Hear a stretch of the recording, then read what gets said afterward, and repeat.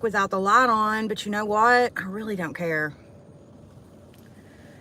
That's really low-key, high-key how I feel. That one's not so bad. It's not my eye. Ugh. I have the worst flavor of a lifetime in my mouth right now. I tried one of those Awake bites. Has a little owl on the top, on the front of it. I've seen like their granola bars or whatever. But this is like the little bitty chocolate piece of candy. And it says that one of those bites is equal to a half a cup of coffee. And the only one the hospital had was dark chocolate and peanut butter. Bitch, the consistency of that was literally like a gummy bear. Threw me off. 10 out of 10, no. And I'm not a dark chocolate person, but I don't know. I just need a little bit of energy. Anyways, I wanted to talk about a specific topic tonight that is in the title of this live.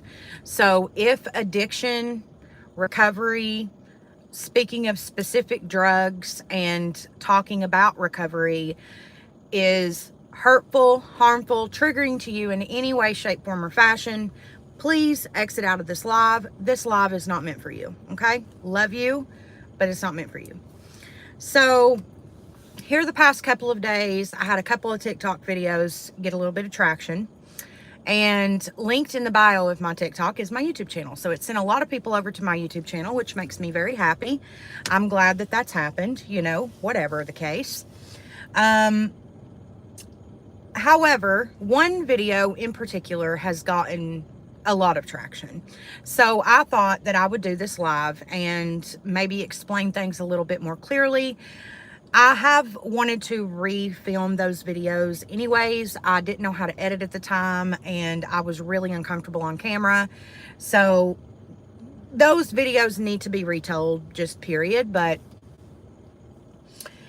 the one thing that we're not going to do is we're not going to comment on my family and the way that they handled my addiction. I want to also say that my addiction went from 0 to 100 very quickly. So I went from swallowing a pill to injecting heroin into my body, okay?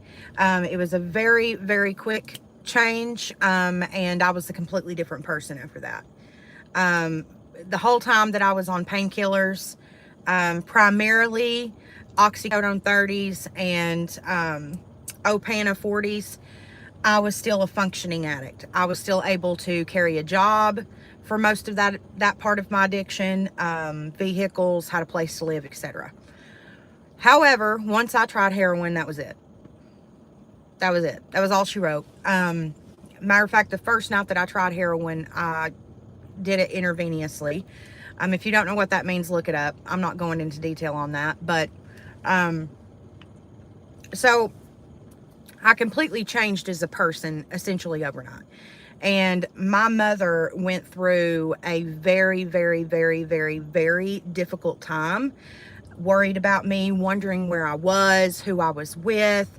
I mean, getting calls at 4 o'clock in the morning that I had overdosed and I had been sent in an ambulance. One time the person left me there, and if it hadn't been for one of my friends who knew where I was going to that location and seeing me on the floor foaming at the mouth, I would not be here today. My mother received several calls like that. I have been given 7 doses of Narcan in my life. I've almost lost this arm completely to the elbow, which I still have scars from to this day. You can see the ones on my hand, and you can kind of see this one here on my wrist. Almost lost this arm completely due to elephant tranquilizers being in a bit of heroin that I did once. And then not long after that, almost losing this hand to heroin.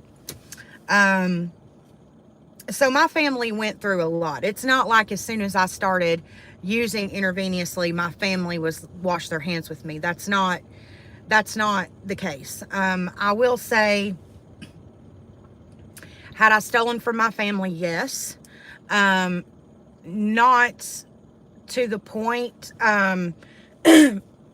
For me, I had so much pride around my addiction, and for a long time, I was trying to make my family think that I had it under control.